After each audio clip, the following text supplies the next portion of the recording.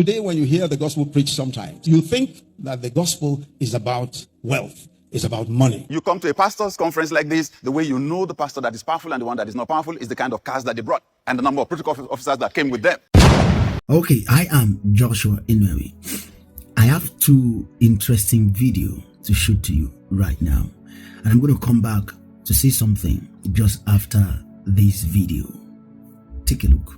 Today, when you hear the gospel preached sometimes, you think that the gospel is about wealth, is about money. And it's incredible that how so quickly the gospel of Jesus Christ has been perverted and made to seem like a conduit for money. That all that matters, what is important, is wealth. So that people have come to see wealth as a mark of God's favor. And that's not true. That's not true. That's not true at all. The fact that the person is wealthy, the fact that the person has money does not mean that God favors the person. Oh no. Or that God thinks specially of the person. No, not necessarily at all.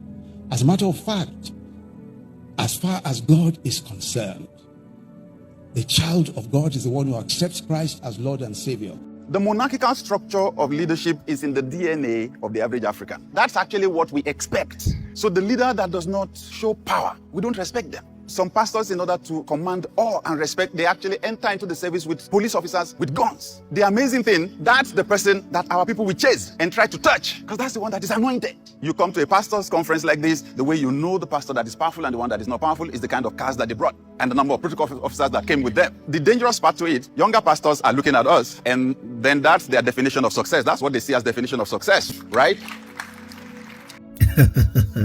Now, it's becoming very, very interesting. Just before I say a thing, I want you to know, in case you don't have an idea, the first man there is the former vice president of Nigeria, Pastor Yemi Osinbajo. The second is our most revered lead pastor of Daystar Christian Center, Pastor Sam Adeyemi. I don't think if you want to talk about pastors that are wealthy, I don't think you will keep these two figures outside. You know why? Because they are very, very wealthy. And so a wealthy man is standing out there to tell you categorically that the gospel is not a display of wealth. They are telling you that wealth is not the evidence of the gospel. And you see, when we say it, because we are young people, not young actually preaching the gospel, but that we are young people, see finish, no, they allow una feel say because we be young people, we no sabi anything. But very soon, your eyes will get clearer and you will understand the danger you have brought into the church, the evil you have sunk into the church in the name of preaching the gospel.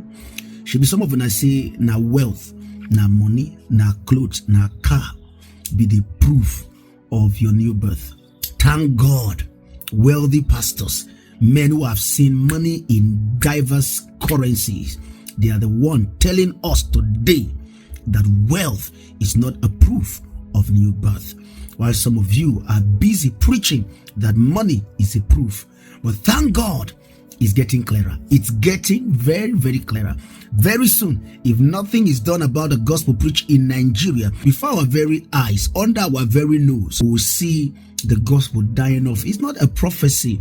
It's just something that is obviously in our reality. I am not against money at all. How can a young man like me be against money? I'm just telling you that the gospel is never money.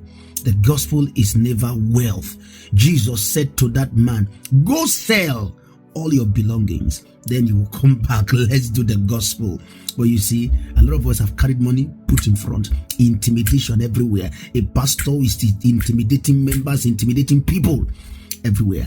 But very soon it will get clearer. I just pray some of us here, retrace our steps and understand these things. I pray so it doesn't get too late. Young preacher, young pastor, pastors, fathers, all of you, wake up. Something is actually going on. And I just pray that you get yourself involved in this vision of the Spirit. Well, till I come your way again, don't ever forget, you don't fail.